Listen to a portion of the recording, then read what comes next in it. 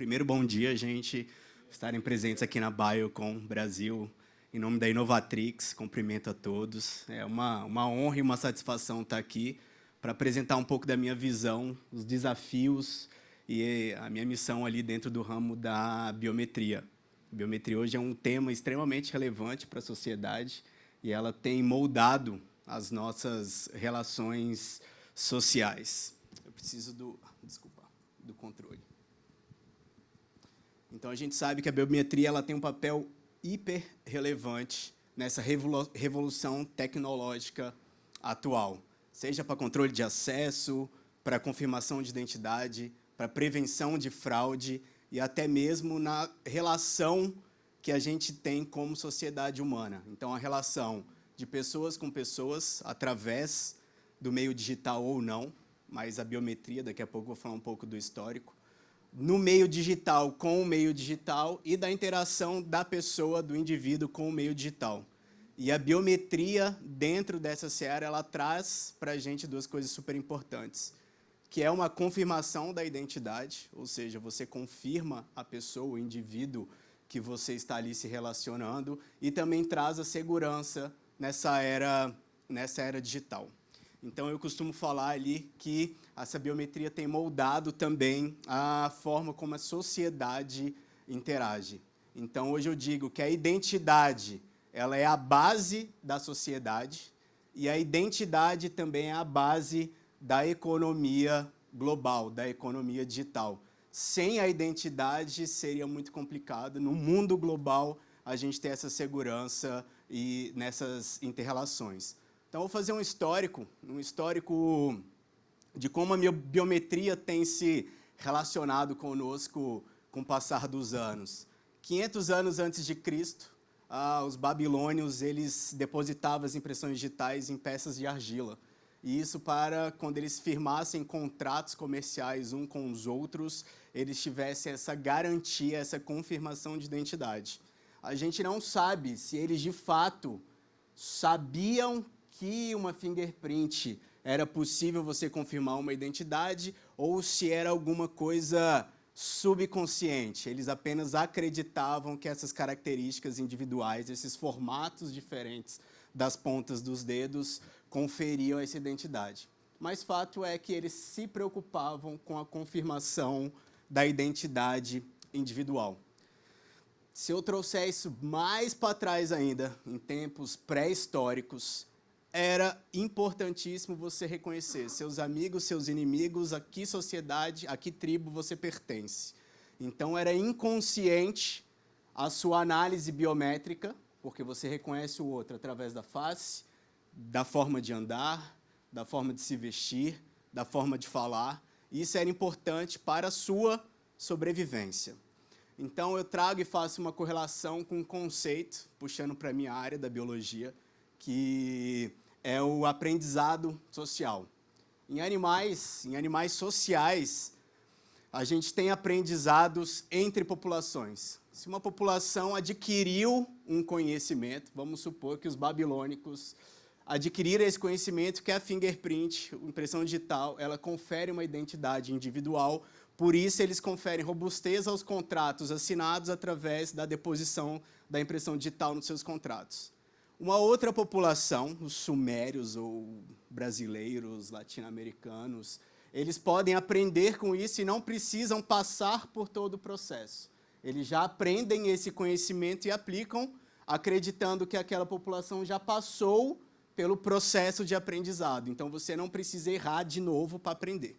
Então, você já tem um ganho, um avanço de tempo, um avanço de tecnologia muito mais rápido. E eu associo isso com as biometrias. 500 anos antes de Cristo e depois, a gente continua usando biometria até hoje. E, no entanto, a gente só começou de fato a estudar cientificamente, sistematicamente as biometrias por volta do século XIX. Então, eu cito basicamente ali 1890, os estudos do Galton, 1900, 1901, os estudos do Vucetich, super importantes aqui na América Latina, e depois a gente tem um boom tecnológico a partir de 1960, que é quando vem a era computacional das biometrias. Interessante que as biometrias eram usadas, digamos assim, desde sempre. O facial, agora que está virando mais tecnológico, mas a gente reconhecia os outros, humanamente falando, principalmente pelo reconhecimento facial. Mas uma das primeiras tecnologias automatizadas foi a íris. Mas por que optou-se pela impressão digital até hoje para identificação civil e criminal? E não teve um avanço tecnológico, por exemplo, na captura de íris, e sim um avanço tecnológico nos sistemas automatizados de impressão digital? Bom, são perguntas que eu também não pretendo responder. Mas a gente tem alguns conceitos de biometria, e isso é importante a gente definir. Tem um conceito básico, etimológico, da palavra, origem grega, bio, vida, metria, medida. Então, biometria é a medida da vida. Ponto. Com esse conceito, a gente consegue relacionar com qualquer outra temática em relação à biologia, em relação às biometrias, em relação à identificação humana. A gente tem um outro conceito mais amplo, que a biometria é um estudo sistemático dos comportamentos, das propriedades físicas do corpo humano, fisiológicas e comportamentais, com foco na identificação individual. E depois, lá em 2002, a gente tem o conceito do Subcomitê 37 da ISO-IEC, que ele já traz outras duas temáticas super importantes para a biometria. Ele fala que biometria é o reconhecimento automatizado das características físicas ou comportamentais humanas com fins de identificação. E então, se é automatizada, a gente tem a tecnologia inserida, e a tecnologia inserida ela traz um outro conceito, que é o conceito matemático. Você tem uma probabilidade estatística, um estudo estatístico, e esse estudo estatístico que vai conferir a identidade. Então, a gente tem esses três conceitos, e até fazendo a propaganda do livro, que a gente subclassificou a biometria em basicamente 4 tipos. E esses tipos, eles se intercorrelacionam, mas a gente tem uma base do que é cada um. Biometria tradicional seria esse estudo das características físicas ou comportamentais. Todo mundo já viu aquele gráfico, o que é biometria física, o que é comportamental, enfim. Mas são as biometrias tradicionalmente estudadas e que hoje a gente tem uma certeza relativa da sua eficácia. Impressão digital, DNA, face, íris. Então, são essas biometrias que, no inglês, a gente chama de hard biometrics. Então, são essas biometrias mais tradicionais. Quando a gente foi traduzir hard biometrics e soft biometrics, fica meio esquisito no português. Então, a gente optou ali por biometria tradicional, que serão essas biometrias mais utilizadas. E também, em vez de soft biometrics, a gente traz o conceito de biometria sutil. O que seria a biometria sutil? É qualquer característica, qualquer informação que você carrega com você que é passível de uma confirmação de identidade. Vou dar 5 segundos para vocês verem o slide. 1, 2, 3, 4, 5. Beleza, onde é que estava a bolsa verde? Esquerda ou direita? Exato. Aonde estava o boné azul ou o chapéu marrom? Bom, quando a gente volta aqui, temos aqui a bolsa verde, chapéu marrom bem no centro, um bonezinho azul por aqui. Por que isso é importante? Uma cabeça de abajur. Eu ia perguntar dela, eu falei, mas essa todo mundo vai acertar, porque ela é bem característica. Não sei se vocês conhecem a história de Boston, dos atentados de 2013.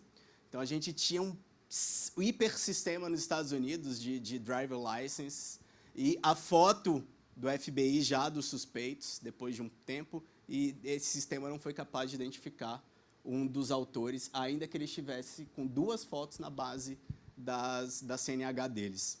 Mas o início da investigação começou com o tal do white hat, com chapéu ou boné branco. Eles sabiam que um dos suspeitos era o boné branco. Aí, depois desse boné branco, eles foram voltando com as câmeras e viram o boné preto. E, durante 3 dias, os suspeitos eram chamados de boné branco e boné preto, porque eles não sabiam a identidade. Isso através, depois que eles identificaram uma mochila carregada pelo boné branco. é o uso clássico da biometria sutil. Então, você tem sim a identificação de uma pessoa. Ah, mas se ele trocar a roupa, tirar o boné, eu tenho um lapso temporal para eu trabalhar. Não é uma biometria que tem aquelas qualidades essenciais, como a perenidade, bom, que vai durar a vida inteira. Mas eu tenho um lapso temporal para trabalhar com elas. E elas são consideradas hoje, sim, biometrias, ainda que não características físicas do nosso corpo. Ou seja, são instrumentos ou qualquer acessório que a gente carregue conosco. Um outro conceito seria de biometria forense, que é o uso de todas essas tecnologias biométricas para fins de investigação e de persecução criminal. Aqui eu separo em 2 pontos. Numa investigação criminal, numa persecução, melhor dizendo, a gente tem 2 fases, a investigação e o processo, que é o judicial. Na investigação, teria algum problema de eu chamar o Matheus assim, para eu fazer uma entrevista com ele, pois nas minhas análises investigatórias, eu ou reconheci alguém muito parecido com ele? Existe alguma invasão de privacidade nisso?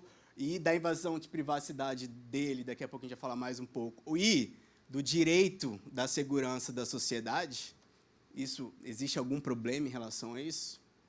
Bom, segundo, já num processo, eu posso falar, o cara é parecido com o Matheus, vamos aqui que ele vai responder aqui por furto ou fraude, e aí sim, eu estou acusando ele, vai virar um processo, ele vai ficar impedido de ter os seus direitos porque eu estou usando aquela biometria.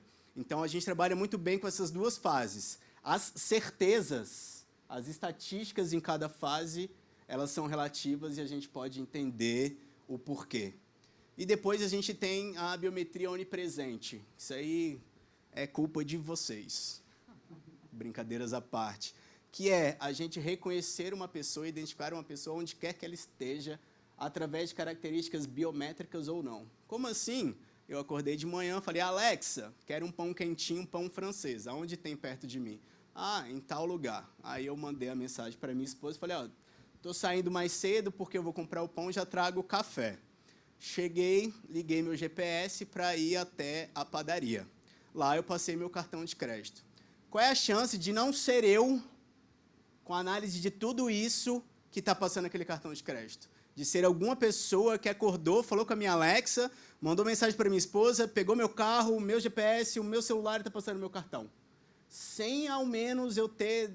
Olha, vou falar que a Alexa nem fez meu reconhecimento de voz. Sem ter nenhuma biometria tradicional envolvida, eu tenho sim o reconhecimento dessa pessoa. Então, a gente consegue hoje reconhecer as pessoas, ainda que sem uso da biometria, em qualquer lugar que elas estiverem.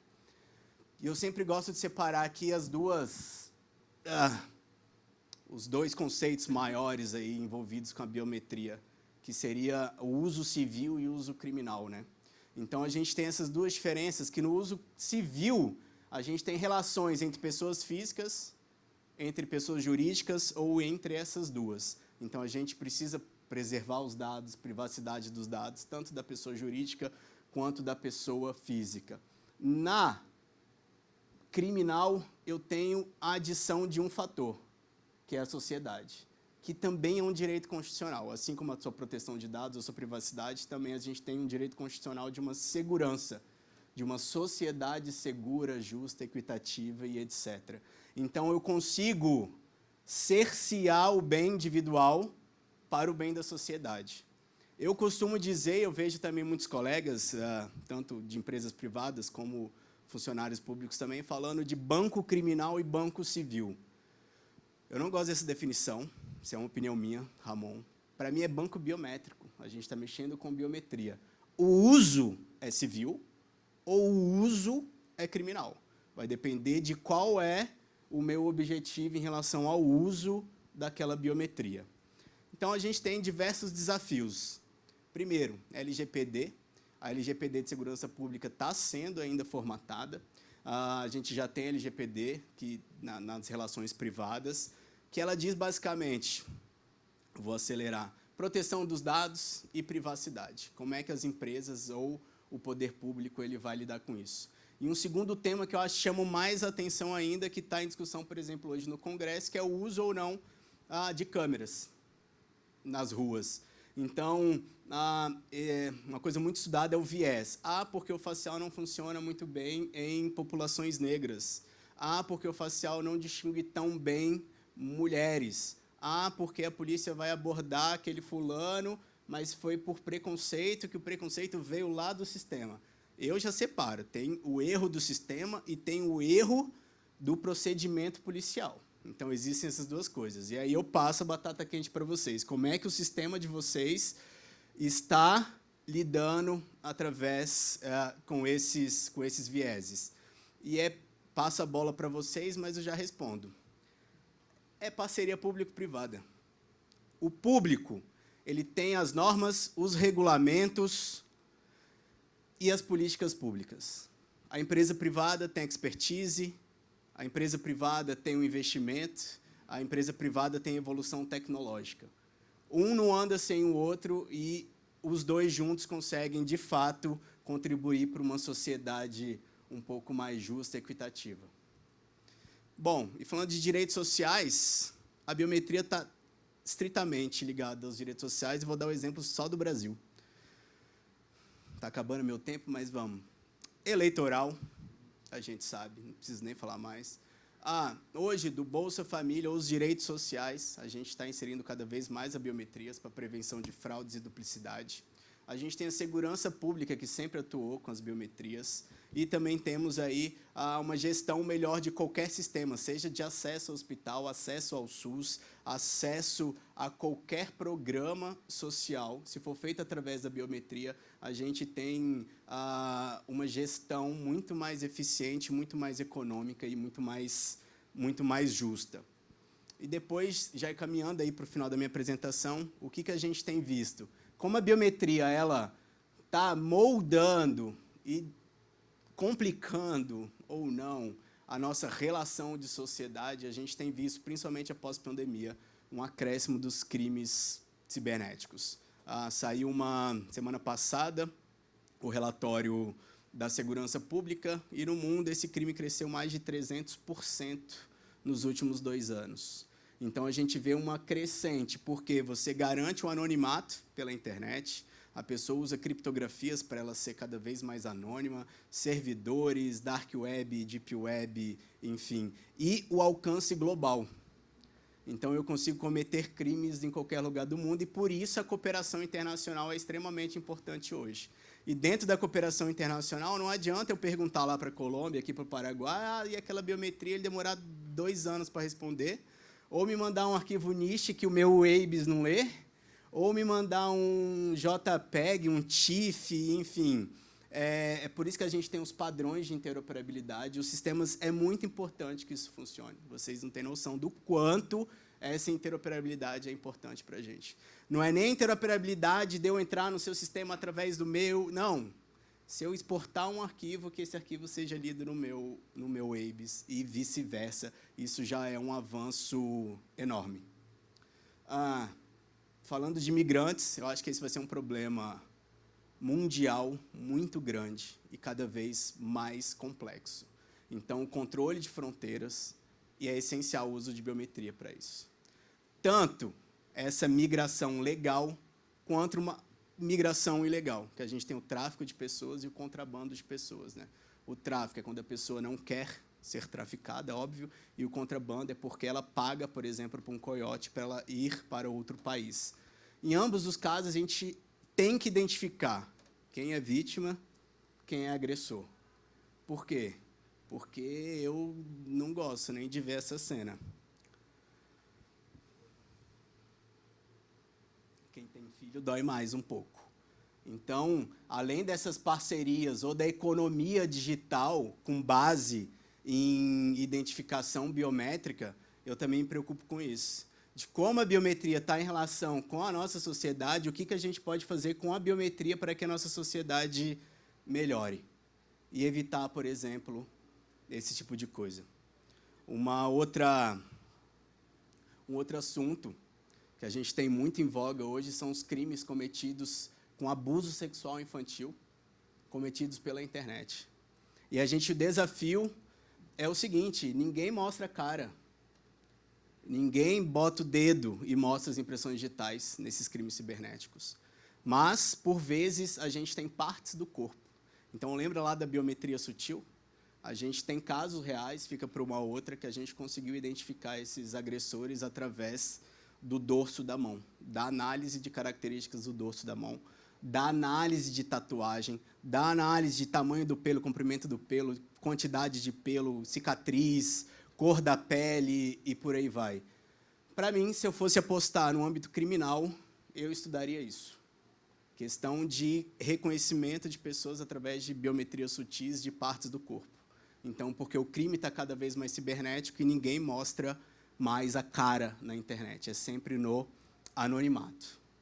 Então, para concluir, agradeço mais uma vez a Inovatrix, um pouco aí da minha visão da biometria e do estudo da biometria no uso geral, seja civil, seja criminal. A palestra é bem rapidinha mesmo, mas estarei aí para conversar com vocês, estou à disposição para qualquer conversa. Obrigado.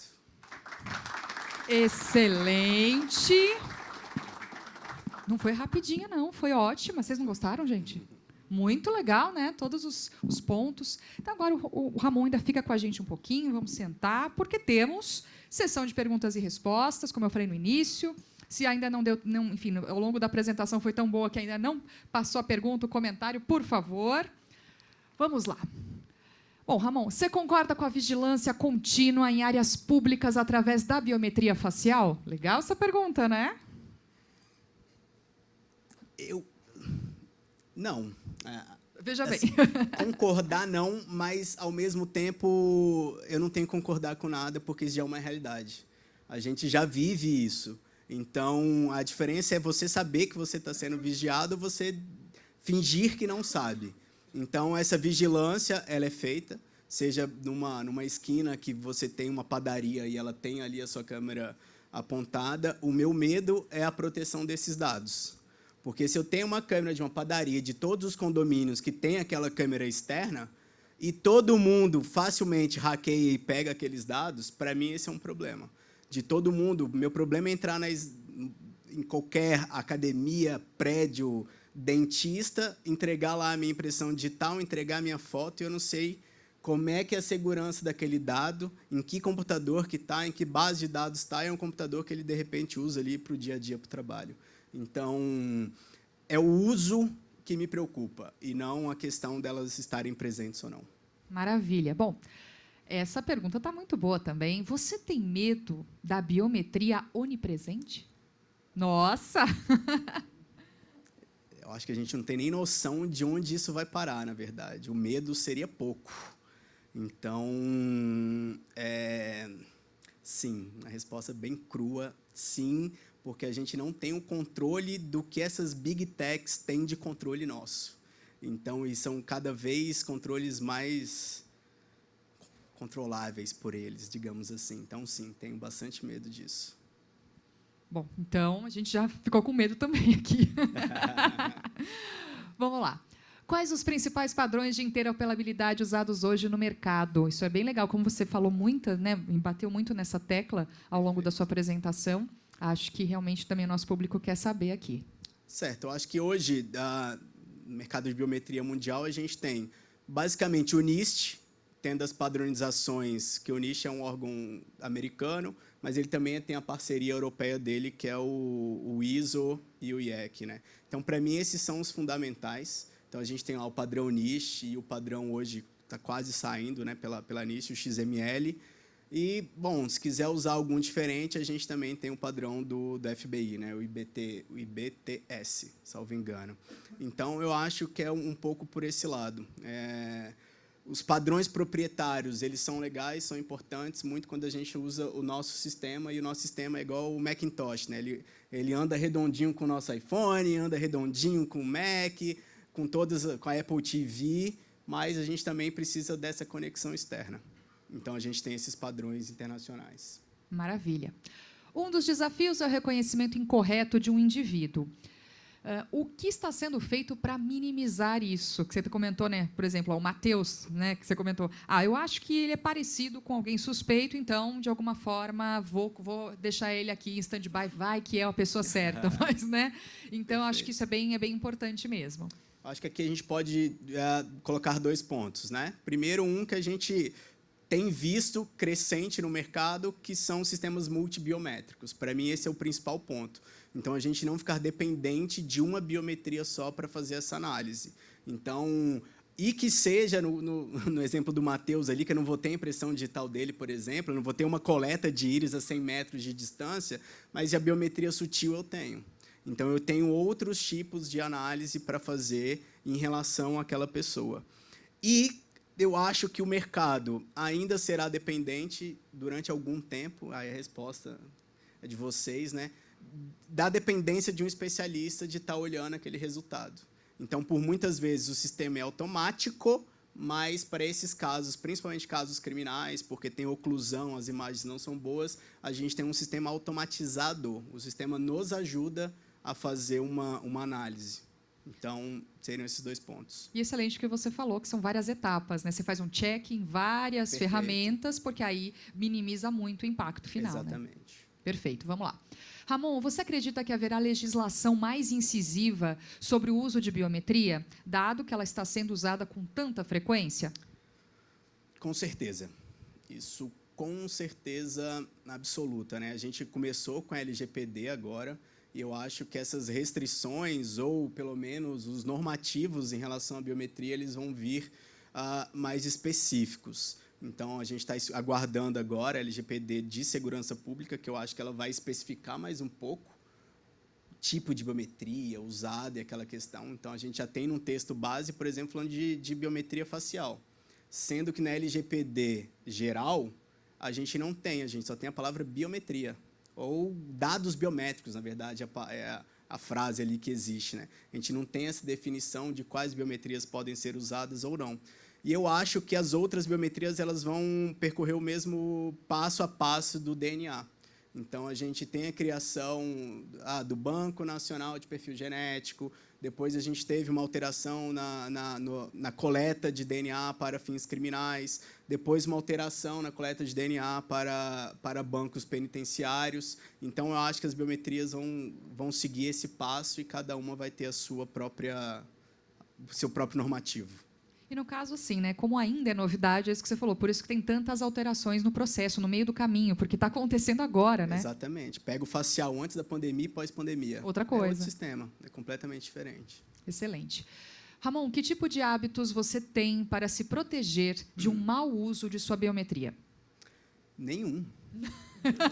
É impossível, assim, não tem como, porque eu saio na rua, eu entro na academia, eu entro no prédio e eu estou com a minha biometria, e o brasileiro ele tem essa característica de não se importar com a sua biometria. Então, para qualquer lugar que a gente acesse, a gente nunca se negou, alguém já se negou aqui de entrar num prédio porque ele ia tirar a sua foto? Sim. Ou de entrar com a sua impressão digital para acessar qualquer prédio? Não. Alguém é da Alemanha aqui, salvo engano, a Alemanha não deixa nem a biometria no governo. Então, tem no chip do passaporte, mas não tem banco público de biometria. Então, acho que o brasileiro é muito tranquilo em relação às biometrias, e isso é muito complicado, porque a gente quer a facilidade de acesso ao telefone, a gente quer a facilidade de acessar o nosso prédio, de acessar a nossa casa, de acessar a academia, e ninguém ficar te perguntando ou te perturbando. Você apenas apresenta a sua biometria e entra. Então, para mim, o problema, de novo, é a proteção desse dado. É como esse dado é gerido dentro do sistema, e não o uso da biometria. E, por um outro lado, agora a gente vê a inteligência artificial. Como que também é para o alto e além, né? A foto do Papa lá com aquele casaco, eu acho que qualquer sistema, daí jogo para vocês, né? O sistema de vocês daria hit com a foto do Papa original, não daria? É muito parecido e tem sido cada vez mais perfeito, né? Então, essas deepfakes que me preocupam. Então, e isso eu não vou conseguir controlar, porque eles vão ter o meu dado biométrico. O problema é o acesso a esse dado biométrico para ele fazer a minha deepfake, né? Ele pegar o meu rosto do Instagram e me colocar num local de crime. Então, isso pode ser feito. Então, é sempre a proteção do dado que me preocupa mais do que o dado em si. Maravilha. Ramon, não temos mais perguntas. Muito obrigada pela sua participação. Palmas para ele, Obrigado. gente. Obrigada pela participação de vocês também.